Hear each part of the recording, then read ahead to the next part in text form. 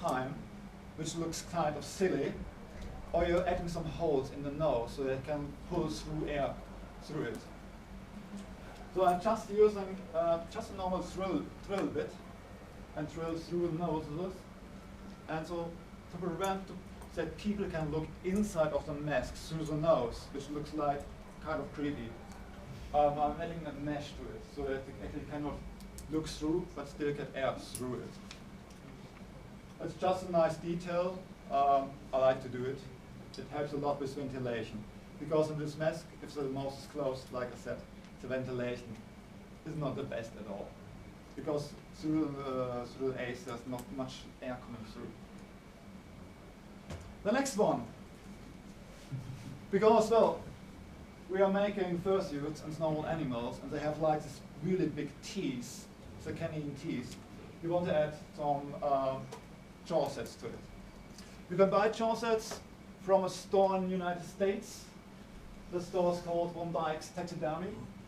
And in Germany, we have a store which is called Tierformhauser, which also sells this jaw sets. But they are quite expensive. Especially if you have to import them from the United States over to Europe. The price goes up quite a lot because you have to pay shipping and all this stuff.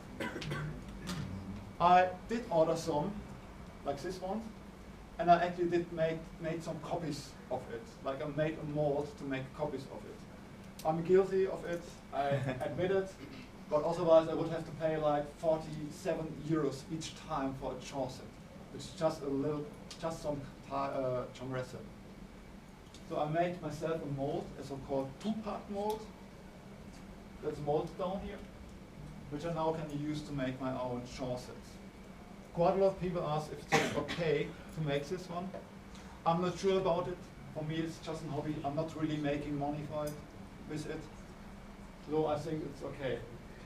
But if you want to, you can also buy one from Stan. You can just give it a round.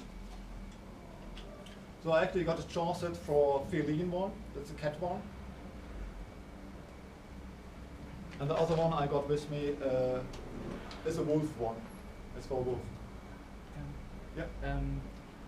The jaws that I buy Tierformer.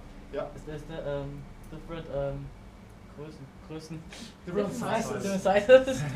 Different sizes. That's a good question because this one is really a wolf jaw set and does fit really well. So it's just one size. The producer is actually a company which is called More. And pretty much everyone sells them worldwide. If you get one, it's most probably the same like this one because they are like so widespread. For a wolf one, you can really use a wolf jaw set. But if you want to build a cat, for example a lion, don't buy a lion jaw set. A lion jaw set is like such big thing. It's really expensive and it doesn't fit in a fursuit head. So for example, if you want to buy a lion, you might have to buy a leopard jaw set that might fit. Actually the one I got is a leopard one. And it's quite a nice size. If you want to make a smaller cat, like a house cat, don't buy a house cat jaw set. It's way too small. Buy, like for example, a lynx one. That should be about the right size. Maybe even a leopard one. But like I said, there are a lot of people who are making these jaw sets and who are selling some. So most probably you can get them cheaper somewhere else, not having to import them. Yes? Just to comment on that, because I've got quite a lot of those jaw sets for educational purposes. If you're making a domestic dog, do not buy like a German Shepherd one, because the teeth are deformed. Okay. It doesn't look nice in a fursuit. Buy the wolf one instead. You say, oh, I want to go for realism, I want the actual German Shepherd. Okay. It doesn't look nice. It doesn't look we've nice. bred them so much that the teeth are actually not very nice looking anymore. So get a wolf one. Yes. That's really nice. I've been handed around. And I also got a mold with me. Somewhere. Here. So that's actually a mold for the cat one, for the lower part of the cat one. It's a two-part mold. The good thing about a two-part mold is that the jaw set gets lighter. Otherwise, you have a solid jaw set, which is normally very heavy. This one is really light because it's a 2-part mold. We'll just hand it around. Let's remove the dirt. Just remove some hairs here. Yeah, there's some hairs on there. I'm not sure where it's coming from. Maybe from the fur here. Okay. So like I said, lots of builders are selling actually unpainted jaw sets, which you can buy and paint yourself. So if you buy an unpainted jaw set, the way to paint is pretty simple. Just use acrylic colors. Colors you can buy pretty much in every hardware store or painter store. I normally like to add some red, blue, and some yellow to get this nice color for the gums. You don't use just red because it looks unhealthy. Just red is not nice. You really have to add a lot of blue to it to get really nice gum color.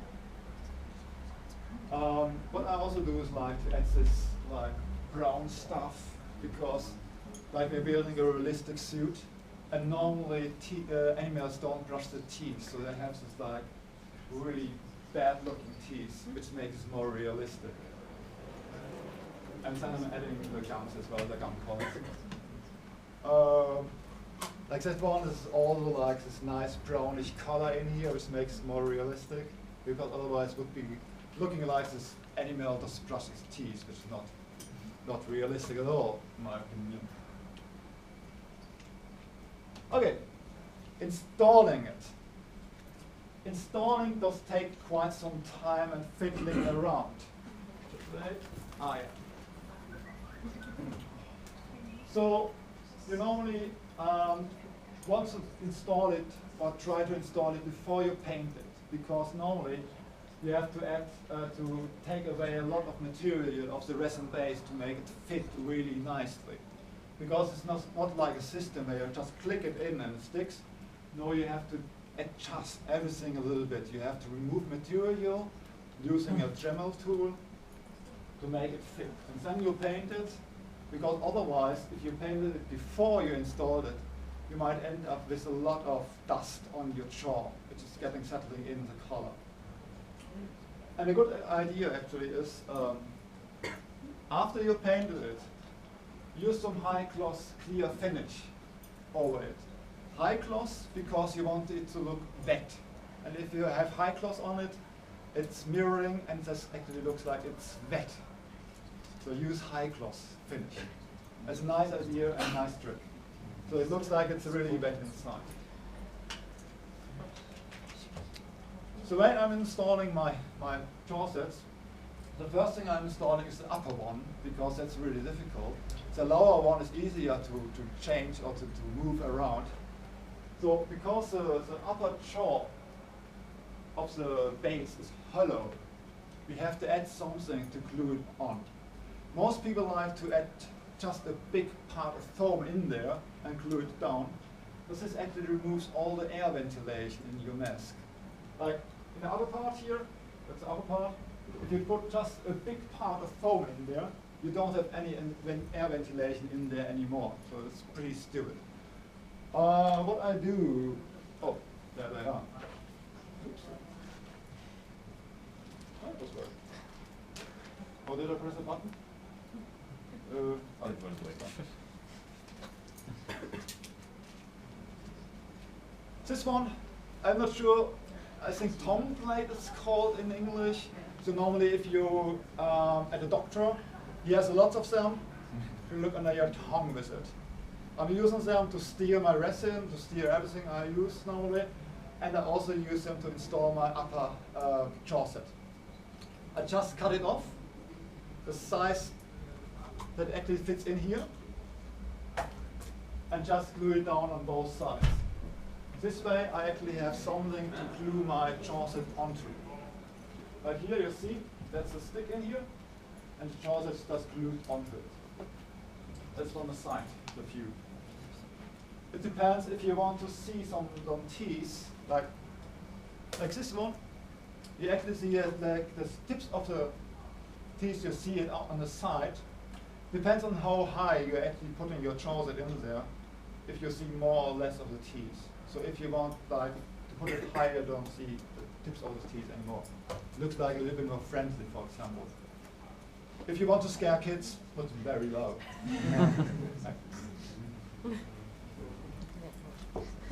Installing the lower part of the jaw set is pretty much easy because you just put it on, try to close the muscle, see if you have any point that touches. And you might have to adjust the lower part quite a lot to make it higher here, to rotate it a little bit, to take away some material maybe, so that it actually fits. Because so that it closes quite easily. But like I said, once the upper part is installed, the lower part you can easily lose this one. And once you got the position where it closes really nicely, you just glue it down with hot glue. What I also like to do, because like I said, everything which is glued down with hot glue may get loose at some point. And because I like to build very, very reliable fursuits, I'm normally adding some screws to the side. So actually, that's actually this base here. You can see these small screws here. They go all the way through the side of the base in the jaw set. So that way the upper jaw set will never come loose. Very simple and very durable. So next step, you really need some padding because the resin base, there it is. The resin base tends to be very hard. It's hard plastic. So if you want to wear it, you need some padding on the inside, especially on the edge, because the edge tends to be quite thin and sharp. So what I do is I buy just thin foam. What's called in English? Foam rubber, I think. Yeah, foam rubber. Or Moosgummi in German. I just buy it, cut it in strips, and add it all around the sides. One side goes on the outside, gluing it down on the outside, and just gluing it down on the inside as well. So that all the edge is like really nice and padded. Another thing you want to do is if you put it on, most of the weight of the mask will be on your forehead. That's the part where you want to have a really nice, big and good padding. What I do is normally I take some nice fleece fabric and make like a cushion out of it, which I'm putting on my forehead, so that I have like a nice padding, so it doesn't hurt after some time. If you forgot this padding, at some point I actually went to a fursuit walk and I forgot this padding because I cleaned it and I forgot it at home. So I had to put on the mask without this padding, and after like 30-40 minutes you really feel the pressure on your head because the hard plastic on your head is not really nice. So nice padding helps a lot. Things you learn when you haven't forgotten something. Now the next step is actually the chin rest. If you see that one, the lower part is actually completely missing with this blank. The idea behind this one is if you have a very long head, your chin will actually look down under, will be below the lower jaw. So what we do is actually we have to add something here that your jaw can, our jaw can actually lie on. What I do is also, I'm using rubber foam, a little bit thicker one, 3 millimeters, and just glue it to the lower part, all the way around into the inside of the jaw, so that's really durable. And that's actually where my jaw is lying on. When you're talking, because you have a moving jaw in here, when your jaw is lying on here and you're actually talking normally, you will see that actually the mask is opening and closing its jaw as well. It works actually really well. Oh, that one has no padding in it. Oh, there it is. Because, like I said, I need a padding. And the rubber bands are, I forgot another rubber band, so it was really working. But like I said, your jaw is actually lying on here. that way. And if you talk, you will see it moving. And this padding is way too thick. That should work better. Yeah. Like I said, if you're just talking normally, you will see the muscle is really closing and moving really nicely. You really don't have to, well, exaggerate you're talking. It really works really nicely. So I just make it out of rubber foam. Some other people like to use some kind of chin rests, which are normally used in motorcycle helmets and all this stuff, or normal helmets. Like I said, you can change it a little bit. It's a simple way, and it does work really well for me. So do it that way. The next one, the next thing you want to add is the ace. It's very, in my case, I'm using eyes made out of glass. I'm not making them myself. I'm buying them from a company which is called Glasauge. It's actually a German company which sells them. You can buy them in every color, in every shape, in every whatever. They're selling so many different types. So just go on the homepage, browse through there, and see if you want to have in your fursuit is available from them pre-painted, because the paintings are really well made. Otherwise, you can buy unpainted ones, and you can just paint them yourself. If you want to paint them yourself, oh wait,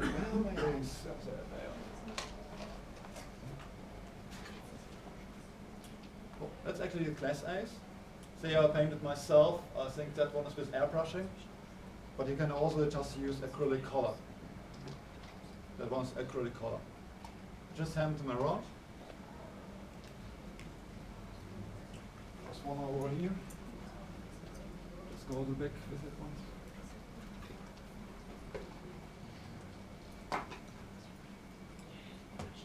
The nice thing about this glass is that they're hollow on the inside. So what you're painting is actually the inside, not the outside.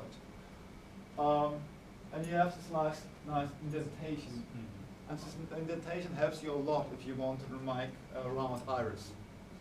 Because most people who like to paint ace, they have a really big, really trouble with getting a nice and round iris. Because they try to make it with a pencil and it's never going to be round. It's very hard. But with this blank it's really nice because you have this indentation where it goes. And what you do is simply you get some black color, make it very thin with water, and just strip it in and let it dry. And that way you get a really nice black iris. Once that's dry, you actually can paint outside with acrylic color or just use airbrush. If you want to install LED lights with this ace, you want to use airbrushing, because with acrylic colors, that's very opaque, so no light will go through there. So if you want to use LED, use airbrush to paint the inside. Otherwise, the color is really not coming through.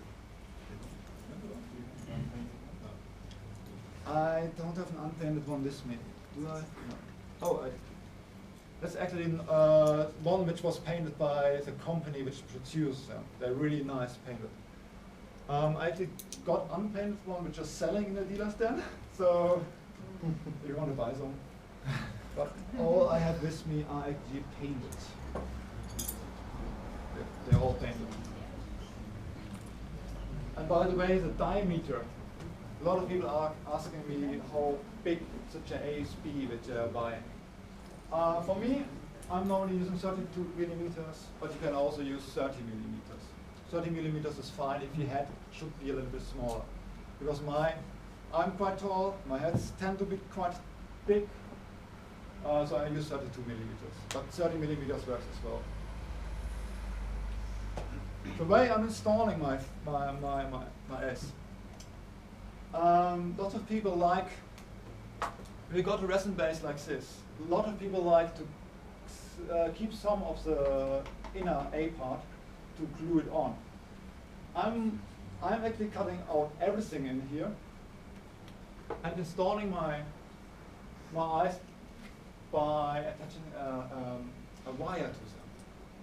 Just a normal metal wire. I like to bend it around a broomstick, and I end up with actually an A on the wire.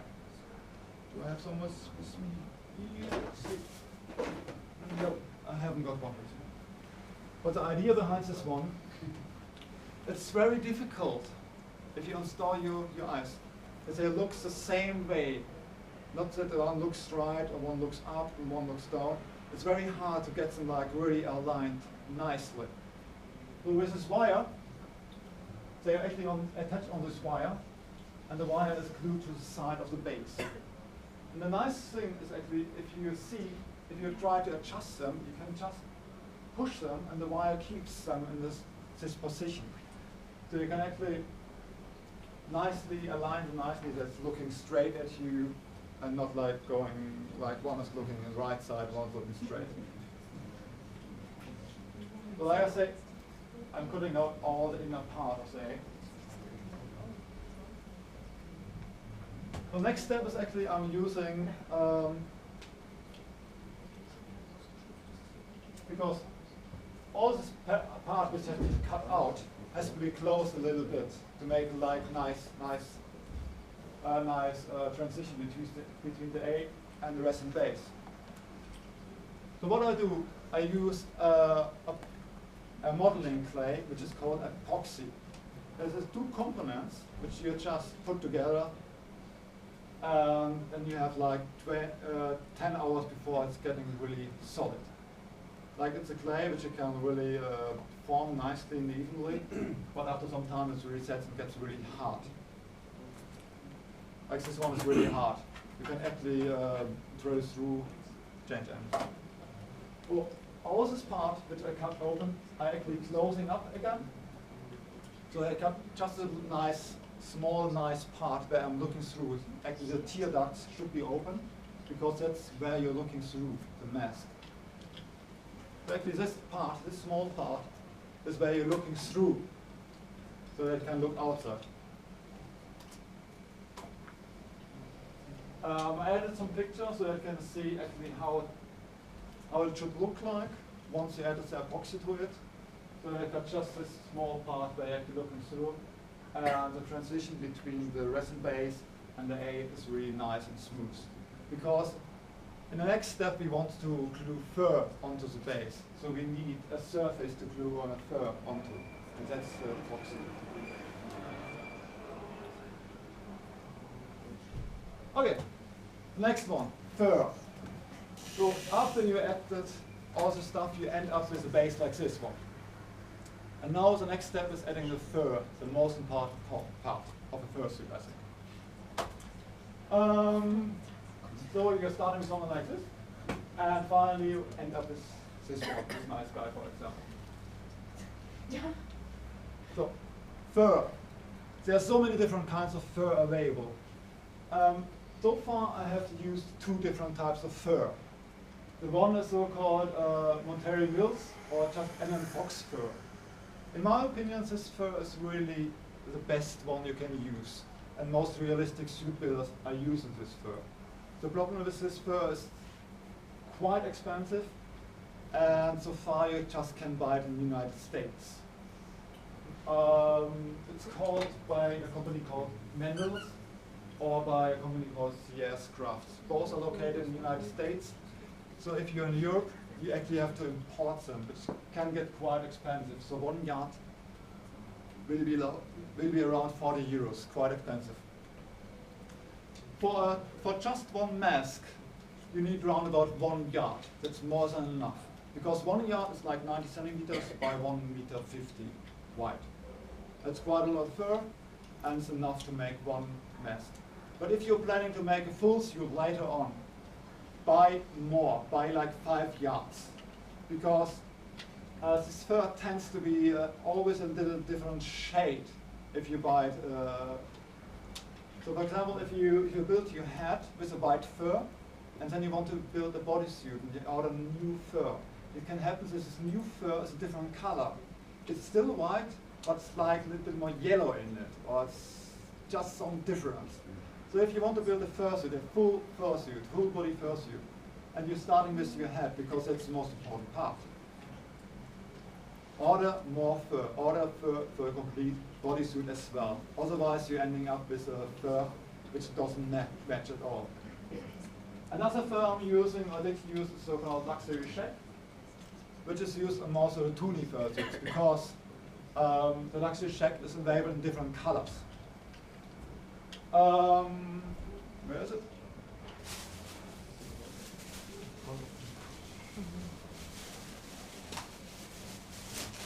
I got some scrap fur from my last projects here, which you can take along after we are finished. And I got actually the blue one. That's a luxury check fur. Can give it around.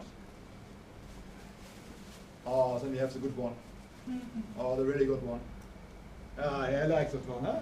I already have some of that. Yeah, I like it.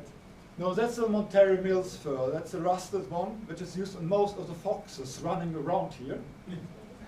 Most of the realistic foxes use this fur, and this is really great fur. I really like it. It's really nice to work with. It's perfect, in my opinion.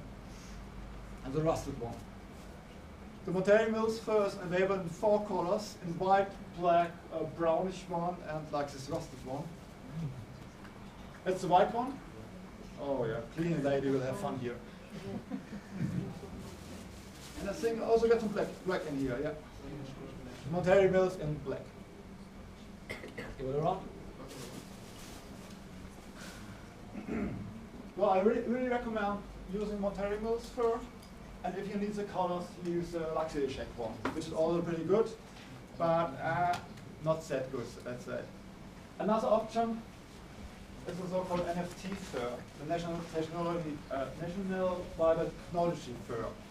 That's a very realistic fur, but also very expensive. The NFT fur, actually a small patch, 30 by 30 centimeters, will be 40 euros. It's really expensive. I got 2 samples of it. Okay? I have a comment on the NFT fur. It can be more difficult to brush out than the standard one, because I have a master of that, and it's absolutely horrible. And I just recently found out that a soft hair brush is actually pretty much the only thing you can get through it without actually ripping off all the hair. Okay. So if you don't want like a horribly matted fursuit, it's going to take some different hairstyling products to actually brush it. Because the NFT fur is like real hair or real fur. It's really very close. And also the texture, everything is really close to real fur. Extremely expensive, and I wouldn't use it for a complete suit, but for example for the neck part, it looks really nice. I got 2 examples of it. I ran it around. The great thing about this NFT fur is also that it's got quite a lot of stretch to it. Like if you take this one, you can really stretch it a lot. In all directions, all 4 directions. You can really stretch it. It makes it really nice.